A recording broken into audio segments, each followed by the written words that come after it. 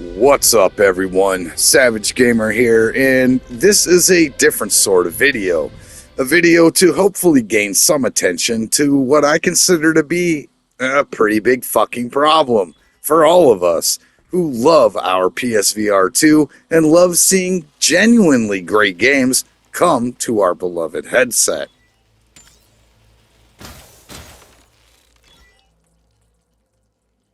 I need to start this off by asking a very simple question. Do we even deserve great games? Seriously though, do we? Look, we aren't in any way entitled to any amount of game titles, especially when Sony themselves have all but acknowledged PSVR2 even exists. So, did we deserve great games like Arcanage, or like the newly released RoboQuest, and specifically the title you see playing now in the background of Lies and Rain by Castello Inc., which many have called the Half-Life of Alyx of PSVR2 for what that's fucking worth. A game that I myself reviewed and it gave a 9.5 out of 10. A game that those who have played and or reviewed it have all had extremely positive things to say about it. But then there lies the problem. A game that was extremely well received and reviewed very positively should be selling gangbusters. But for some unknown reason, it just fucking isn't. And that in itself is a problem. However, it also can and will create a cascade effect of many more problems to come as a result.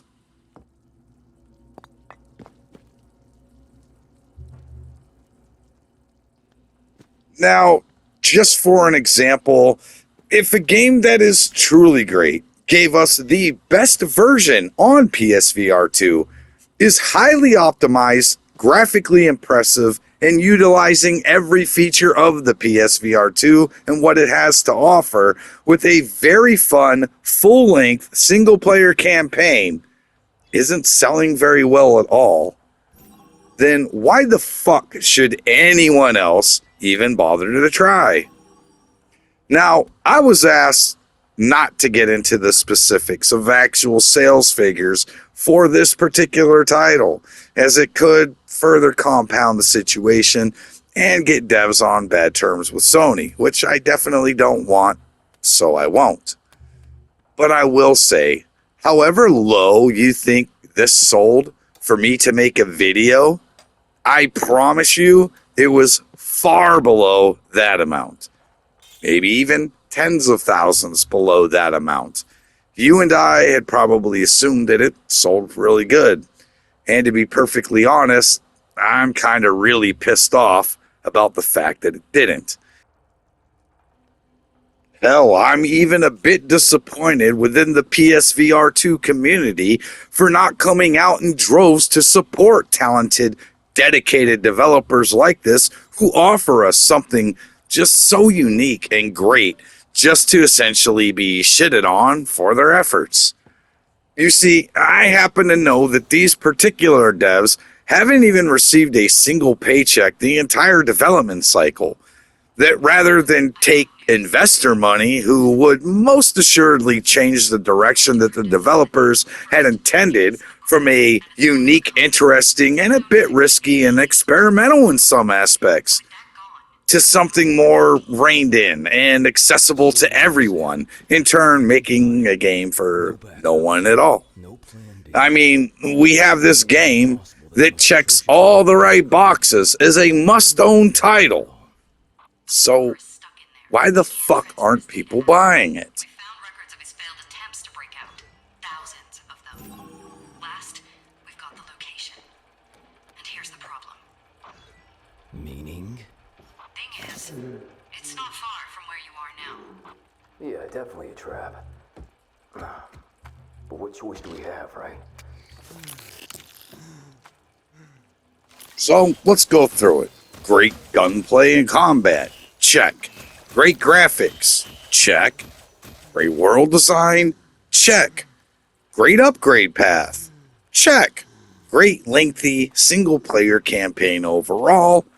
Check. Great utilization of the PSVR2's features, like force feedback triggers and headset haptics. Check. And the price of the title coming in at approximately $40 US. And that is where I think we as a community are fucking up. I bet some of you heard $40 US and said, ah man, that sounds kind of pricey. But you notice I didn't say check.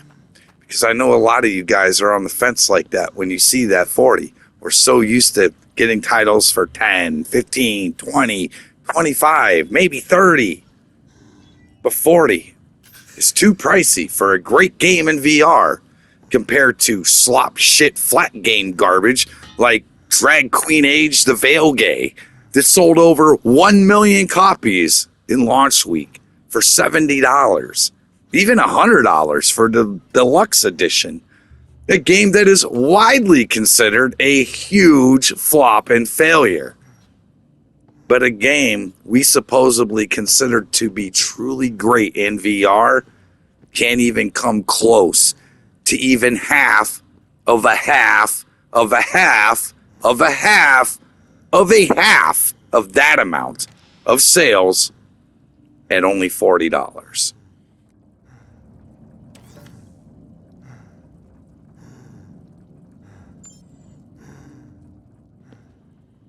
Now, sure, Lies of Rain may have what others may call a few shortcomings. I'll say the exposition and lore dumps and numerous archival finds that you have to read yourself over everything being told to you via voice actors. But isn't that how it would be in real life? Or do you just need everything explained to you by some other NPC? Or wouldn't you rather have that immersion of realism by actually having to discover things for yourself and then choosing whether to read up on it or not, rather than being forced into like a cutscene or forced dialogue? I don't know, just something that I personally found a bit nitpicky that I've heard about this game that I found to be a ridiculous aspect to even find negativity in an otherwise pretty fantastic game made by just a handful of fucking people. Also, I want to make it really clear, I'm not being paid by anyone. All of my views are expressed as my own on a topic that not only truly baffles me, but something I'm obviously quite passionate about. In fact, I've never made a single dollar doing any YouTube shit ever. I work a regular, actually a little bit more than regular job, 12 hours a day, 4 days a week in a metal industry. So that's my actual day job, I don't make nothing off of this shit. It's just how I feel. So I take the time to express those feelings. Moving on. Many of us are all diehard PSVR2 enthusiasts. I know the passion this community carries very well. And it isn't like on some Sony pony bullshit. It's a genuine love for something that we all care about and appreciate, but have become incredibly vocal defenders about, considering that Sony left it basically all up to us to even see if this becomes a success or just another forgotten low effort fucking peripheral that they soon abandon entirely. Which I know none of us want to see that happen. And we are all smart enough to know our best way to ensure that it's making it a success by supporting the games by developers who actually fucking deliver for us. But if we aren't even doing that much, ask yourself, what incentive is there for future developers on PSVR 2?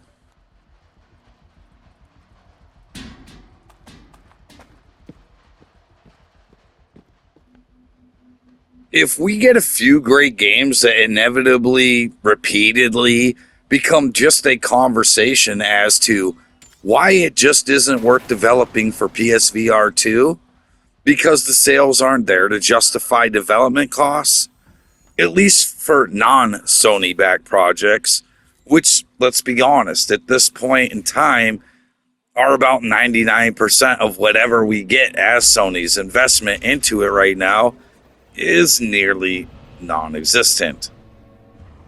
So that leaves us with indie devs like Costello Inc., who put what they have into it and have to wait for enough sales to reap any rewards for their hard work, and hopefully more than enough to support their families as well as fund the next project.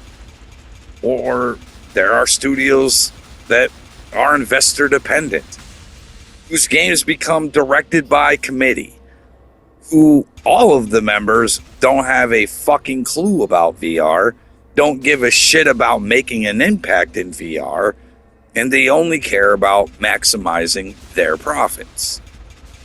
So ask yourself again, if you are in either of those two groups and you see/hear a highly rated game that only costs $40 compared to most games costing $60, $70, $80+ that are flat, this one only costed $40, like of Lies and Rain, but they've barely made numbers, even in the 4-digit range in sales from years spent in development. Are you going to invest? Or are you going to make sacrifices to deliver something great to a community without any investors backing you? The answer to both is unapologetically no. And you and I both know it. And that is how easy it is to see something that I know we all love and want to see thrive, instead just stagnate and inevitably die.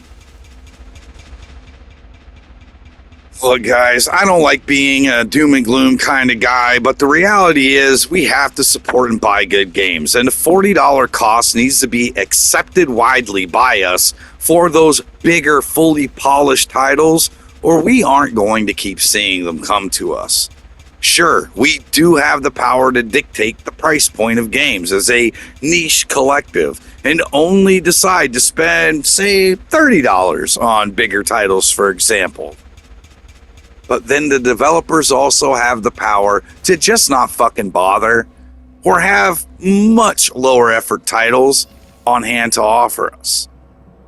So what I'm trying to say is that we are at a very strange time and in a very new, unique position, which is it ultimately depends on us and our support to either attract developers worth a fuck to our platform and to VR as a whole even, or end up giving too many developers and investors a perfectly valid and financially sound excuse to say, it's just not fucking worth it. VR didn't work out. The market just isn't here for it. I don't want to see that, and you don't want to see that. Anyways, I'm going to leave you guys with that one to consider. The power is in all of your hands and wallets. If it fails, at least someone had the fucking balls to tell you why. If this helps wake some of you up and in turn turn it all around and make PSVR 2 a huge fucking win, a place that rewards its contributors rather than abandons them, just remember, a restaurant can only lower its prices for so long to attract new customers. But if nobody is bothering to eat, no matter how good that food tastes, that place is going to close. And it won't matter how much everyone says, man, I love that place. Good vibes don't pay the fucking bills. This one's depressing. I'm out, y'all. Peace.